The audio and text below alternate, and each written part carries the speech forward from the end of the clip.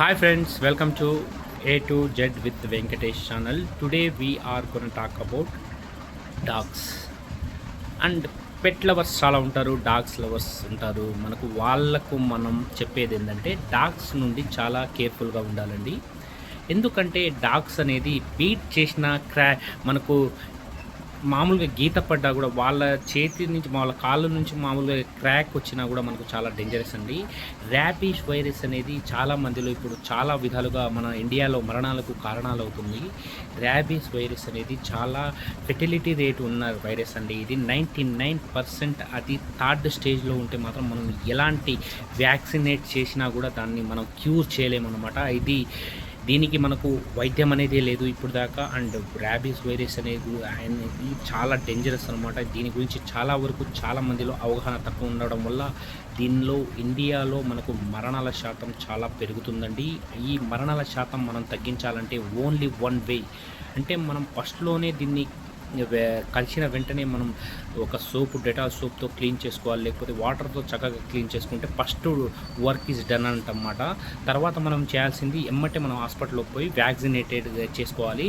Wound మరి మనకు మామూలుగా క్రాక్ లాగా వచ్చింది, మామూలుగా వూండ్ లేదనుకుంటే మనకు మామూలుగా మనం వ్యాక్సిన్ వేసుకుంటే సరిపోతుంది. వూండ్ ఎక్కువయ్యి మనకు బాగా కొరికి బాగా ఇది చేసిందంటే మనకు పక్కా హిమోనోగ్లోబిన్ అనేది ఉంటుంది, దాన్ని వేసుకోవాలండి. పక్కా అప్లై చేయాలి.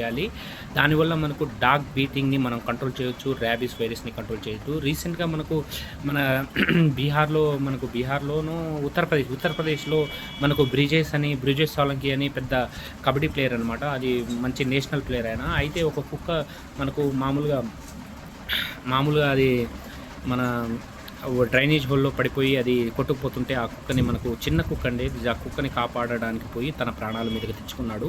అండ్ అది చిన్న స్క్రాచ్ చేసిందనమాట చేయి మీద. ఆ స్క్రాచ్ని మనం పెద్దగా పట్టించుకోకుండా కబడ్డీ ఆడాడనమాట. ఆ కబడ్డీ ఆడడంలోనే అది మర్చిపోయి మనకు 3 months తర్వాత ఆయనకు డెత్ అనేది వచ్చింది అండ్ చనిపోయాడు. ఆ సిమ్టమ్స్ ఎలా ఉంటాయంటే మనకు చాలా ఘోరంగా ఉంటాయండి. వాటర్ అనేది మనం హైపోటెపికల్గా అయిపోతుంది. వాటర్ని చూస్తే మనకు భయంగా అనిపిస్తుంది. అండ్ ఏది చేయాలన్నా కూడా మనకు చాలా వణుకు వస్తుంది. అండ్ గాలిని పీల్చుకోవాలన్నా చాలా నీరసంగా అయిపోతాం. మనం బాడీ కూడా సపోర్ట్ చేయదనమాట. ఇప్పుడు మనకు కుక్క కరిచిన విధానాన్ని బట్టి మనకు ఈ వైరస్ అనేది స్ప్రెడ్ అవుతుంది. మనకు కాళ్ళ మీద కరిస్తే అది మన నర్వస్ సిస్టమ్ మీద నుంచి పోయి మన మెదడు దాకా పోవాలంటే టైం పట్టుద్దండి.